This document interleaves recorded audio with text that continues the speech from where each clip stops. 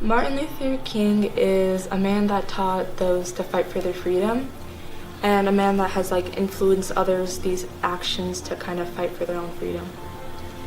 Martin Luther King had a very big impact on the world, and I feel like people should be more like him. He was a man who did a lot of civil rights movements and led a lot of protests.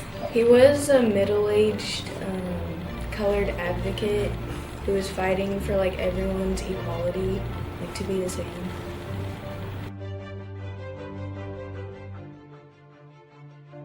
To me, Martin Luther King Jr. Day is about remembering him and his fight for equality.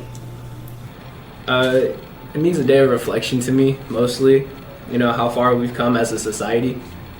It means to me everyone be nice to each other. Martin King Luther had a dream for everyone to be equal. Martin Luther King Day means so much to me. It's the day that I kind of look back on our country's history and how much has changed, and it's very important to me because of where my parents came from and how they came to America and adjusted to it, and all the things they went through to get where they are right now.